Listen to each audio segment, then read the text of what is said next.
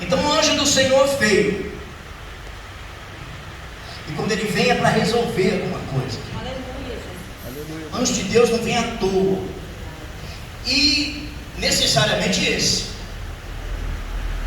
que muitos estudiosos dizem que é uma teofania,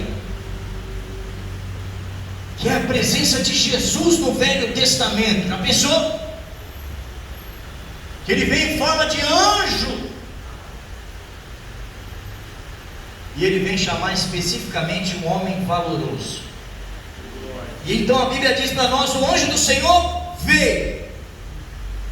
E ele assentou-se debaixo do carvalho que está em Ofra, que pertencia a Joás, a Biesrita.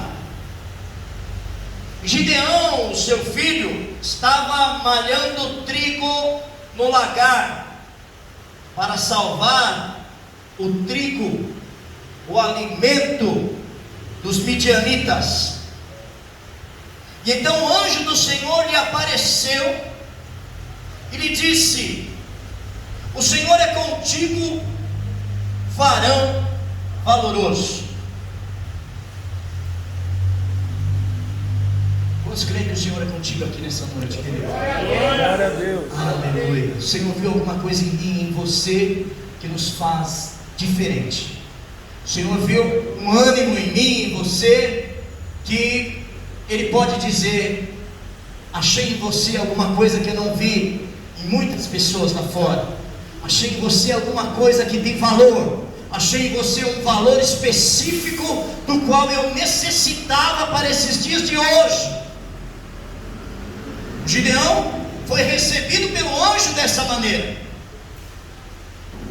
Agora, queridos, quando o anjo do Senhor, que é o próprio Senhor, que no começo da história ele diz que aparece como um anjo, mas depois ele mesmo começa a falar, e a Bíblia começa a relatar para nós que é o Senhor falando com ele, é o Senhor a todo tempo. Você só ouve que é o anjo na chegada, e depois em diante, pastor, é só o Senhor falando.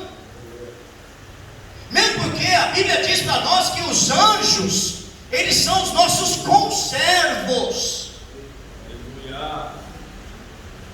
Se você procurar na Bíblia, você vai encontrar vários momentos em que o anjo desce e não deixa que o servo de Deus se prostre, porque não vai se prostrar para anjo algum. Mas quando é a presença de Deus no anjo, quando é uma teofania, ele aceita adoração, ele aceita reverência, e nesse caso ele até toca no banquete, no holocausto, no sacrifício, no voto que aquele homem de Deus fez. Quando a Bíblia fala para Gideão que ele é um varão valoroso, está falando assim: olha, você é um guerreiro valente.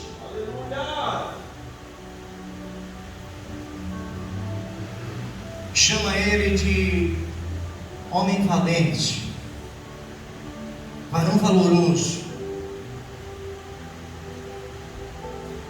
Eu fiquei analisando esse texto. Para quem conhece, nós que já estamos aqui, não tem ninguém novo convertido aqui não, né?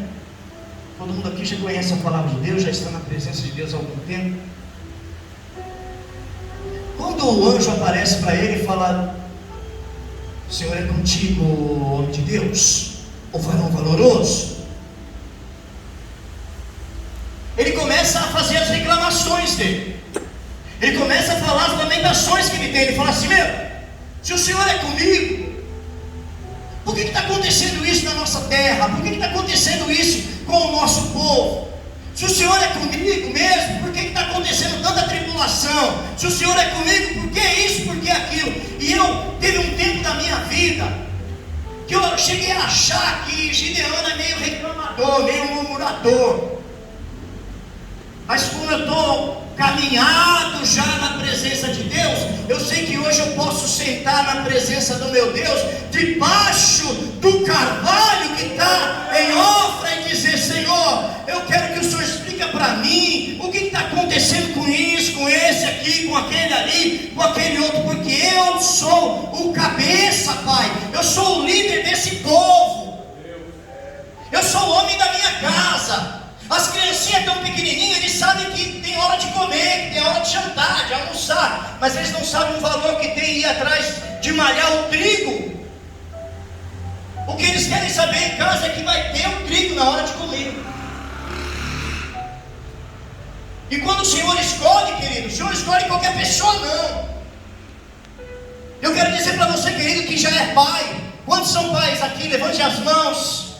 Glória a Deus, aleluia. Ser pai é uma honra de Deus. Aleluia. Ser pai é uma dádiva maravilhosa, que o Senhor é um dom maravilhoso que Deus nos deu. O seu filho pequeno olha para você, varão valoroso, e ele se espelha em você. Você é o herói do seu filho. Aleluia. Então Deus nos trouxe aqui nessa noite para nos lembrar que antes de qualquer coisa, que antes de qualquer dificuldade, que antes de qualquer necessidade, nós somos os heróis da nossa casa, os pilares da nossa casa, da nossa família. E o Senhor aparece para esse Gideão, e ele está começando a conversar com Deus. Senhor, eu não estou me lamentando, não estou reclamando, mas eu estou querendo entender. O Senhor pode me explicar o que está acontecendo aqui nessa situação, esse cenário aqui de destruição? O que está acontecendo, meu pai?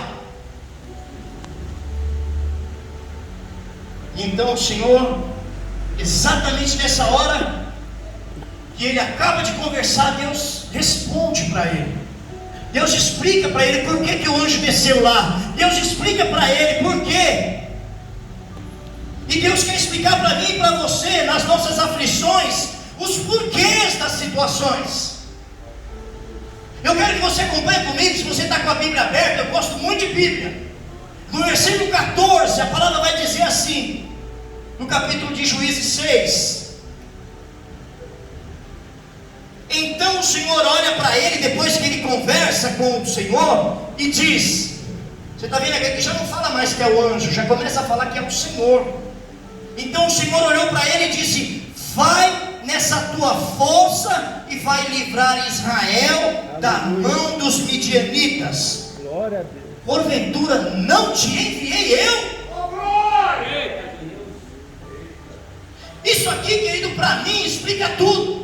Por que está essa prova toda? Por que está essa bagunça toda? Por que está essa situação toda? Porque o Senhor está procurando valentes, valorosos, guerreiros.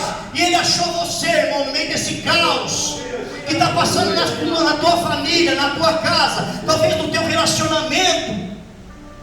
O Senhor quer confiar em você porque Ele achou em você um homem de valor. Glória a Deus. Alguém que Ele possa contar e confiar.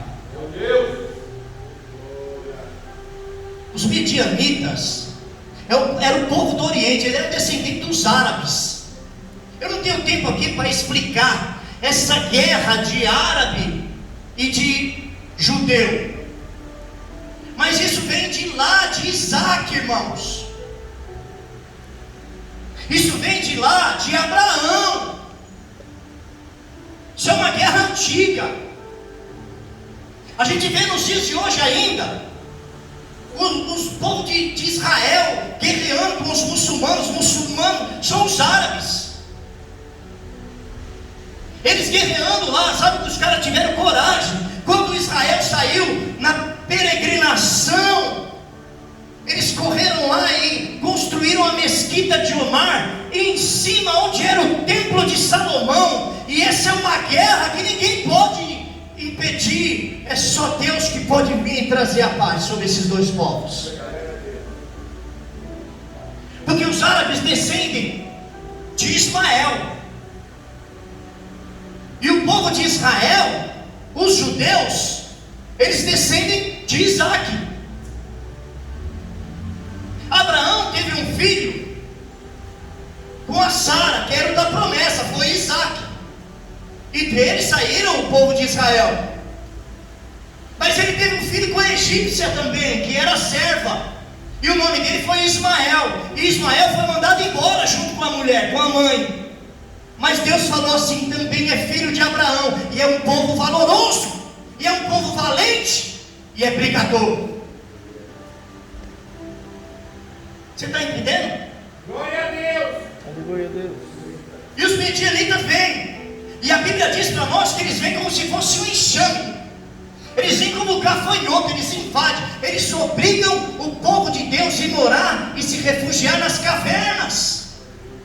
fazerem buracos e esconderem os seus cereais. Quando a Bíblia fala, querido, para nós, presta atenção, que o Gideão estava malhando trigo no lagar. A gente sabe que o trigo não se malha no lagar, porque o lagar é o lugar de pisar as uvas. É uma pedra que pisa as uvas. Sim ou não? Mas você esqueceu que o Gideão, ele é um homem de Deus, que o Gideão tem princípios, que o Gideão tem princípios de família. Sabe aonde que ele vai se refugiar quando ele está querendo guardar alguma coisa, o sustento da família dele? Talvez não é qualquer lugar, ele vai para debaixo do carvalho. A Bíblia diz que aquelas árvores, os carvalhos, eram árvores sagradas. Sabe o que a Bíblia diz para nós? Em algum momento ela diz para nós assim: sereis carvalhos de justiça, levantados pelo Senhor para a glória dele. Aleluia. Quando o Gideão está no meio da prova, ele vai debaixo da árvore do pai dele, ele vai no refúgio da família. Escuta o que eu estou te falando, você é varão, você é homem de Deus aqui nesse lugar. Sabe que os teus filhos, quando começarem a passar os problemas deles, os perrengues da vida, eles vão correr debaixo da árvore do pai. E se você é árvore frutífera, e se você é árvore que dá um fruto, e se você é árvore plantada junto ao ribeiro, que é a presença de Deus, você vai ter que dar o seu fruto na estação própria. Quando o teu filho chegar, você vai ter o fruto para entregar para ele, o fruto da paciência, da longanimidade, da paz, da temperança, da fé. Quando a Bíblia diz para nós, irmão Luizinho, sobre o fruto do Espírito Santo, que está lá no livro de Gálatas 5, verso 22, ela diz que o fruto do Espírito, ele produz várias características, 9 características: é gozo, paz, longanimidade, bondade, temperança, fé, amor. Agora eu quero que você imagine esse fruto não como um monte de frutos, mas é um só, com todas essas características. Todos nós temos que ter isso. Você que é um varão valoroso, ei, você que é um homem valoroso de Deus, você precisa ter esses frutos de Gálatas 5:22. Aleluia, Deus. Você imagina uma mexerica, você descasca ela tem vários gomos, mas é tudo mexerica, é tudo igual. Esse fruto do Espírito, é isso aí que ele está falando. O Espírito Santo tem que produzir em mim paz. Eu tenho que ser um homem de paz, eu tenho que ser um homem valoroso de temperança, eu tenho que ser um homem valoroso que produza a longanimidade, a bondade, a fé. Todas essas características desse fruto que o Espírito Santo tem em mim, eu tenho que produzir para as pessoas. O Gideão vai lá, o mundo não tem paz, a situação está difícil, pai, está difícil, nós estamos endividados, tudo que a gente tem, o inimigo lá fora está tomando, está levando tudo, está levando tudo. Calma, eu vou malhar o trigo no lagar. Mas você não vai malhar o trigo onde malha o trigo? Porque os midianitas estão em todo lugar, ele não estava escondendo, ele estava indo para o lugar seguro dele, irmão. Você consegue entender isso? Ele não estava se escondendo dos midianitas, porque os midianitas invadiu. Se ele fosse se esconder, ele ia para a caverna, ia malhar o trigo na caverna. Não, ele vai para a casa do pai, ele vai para a árvore frondosa do pai, ele vai para o lugar aonde ele se sente seguro. E você que é homem de Deus, mulher de Deus, quando a situação começar a apertar, você tem que vir para o lugar onde você se sente seguro, aonde eu me sinto mais seguro, a não ser no altar de Deus.